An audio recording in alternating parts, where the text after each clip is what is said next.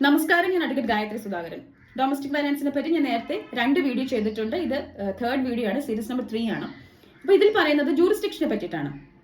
അപ്പോൾ domestic violence എന്ന് പറയുമ്പോൾ പലർക്കും പെറ്റീഷൻ ഫയൽ ചെയ്യേണ്ടത് എവിടെയാണെന്ന് ഡൗട്ട് ചോദിക്കാറുണ്ട്.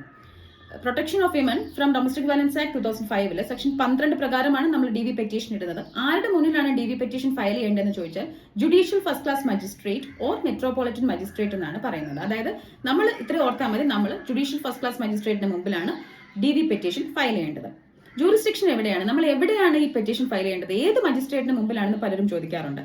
3 തരത്തിൽ നമുക്കിതിനെ കൺസിഡർ ചെയ്യാം, 3ആയിട്ട് തിരിക്കാം. 1, അഗ്രീവ്ഡ് വിമൻ, അതായത് ഗാർഹിക പീഡനത്തിന് ഇരയാക്കപ്പെട്ട സ്ത്രീ എവിടെയാണോ താമസിക്കുന്നത് ആ താമസ സ്ഥലത്തുള്ള മജിസ്ട്രേറ്റ്, ആ ജൂറിസ്ഡിക്ഷനുള്ള മജിസ്ട്രേറ്റിന് മുമ്പിൽ ഡൊമസ്റ്റിക് വയലൻസ് പെറ്റീഷൻ നമുക്ക് ഫയൽ ചെയ്യാൻ സാധിക്കും. അതായത് അവരുടെ സ്വന്തം സ്ഥലമായിക്കോട്ടെ, പേരന്റൽ സ്ഥലമായിക്കോട്ടെ, ഷെൽട്ടർ ഹോം, അവർ റെഫ്യൂജി ആയിട്ട് ഒരു ഷെൽട്ടർ ഹോമിലാണ് താമസിക്കുന്നതെങ്കിൽ അങ്ങനെ ആയിക്കോട്ടെ, permanent or temporary, no issues for that.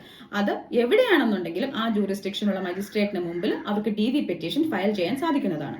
Next, respondent സ്ഥലം, അതായത് എതിർകക്ഷിയുടെ സ്ഥലത്ത് അവരുടെ ആ ഒരു ജൂറിസ്ഡിക്ഷനിലും നമുക്ക് ആ ജൂറിസ്ഡിക്ഷനിലെ മജിസ്ട്രേറ്റിന് മുന്നിലും പെറ്റീഷൻ ഫയൽ ചെയ്യാൻ സാധിക്കുന്നതാണ്.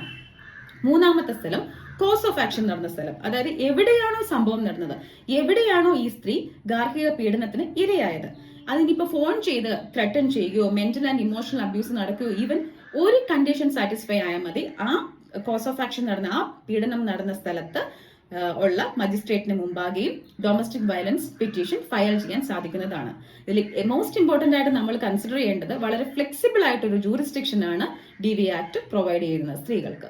എങ്ങനെയാണ് പെറ്റീഷൻ കൊടുക്കുന്നത്, നമ്മൾ പെറ്റീഷൻ കൊടുക്കാൻ പോകുമ്പോൾ എന്തൊക്കെ കാര്യങ്ങൾ നമ്മുടെ കയ്യിൽ ഉണ്ടായിരിക്കണം, അതുപോലെ തന്നെ നമുക്ക് വേണ്ട എന്തൊക്കെ ഇന്ററിം ആപ്ലിക്കേഷൻ, എന്തൊക്കെ റിലീഫുകളാണ് നമുക്ക് വേണ്ടത്, പ്രൊട്ടക്ഷൻ ഓർഡർ, റെസിഡൻസ് ഓർഡർ തുടങ്ങിയ എന്തൊക്കെ റിലീഫുകളാണ് നമുക്ക് വേണ്ടതെന്നുള്ള കാര്യം, അത് ഏതൊക്കെ സെക്ഷനിലാണ് പറയുന്നതെന്നുള്ള കാര്യവും അടുത്തൊരു വീഡിയോയിൽ കൂടെ വ്യക്തമാക്കുന്നതാണ്. Thank you for watching.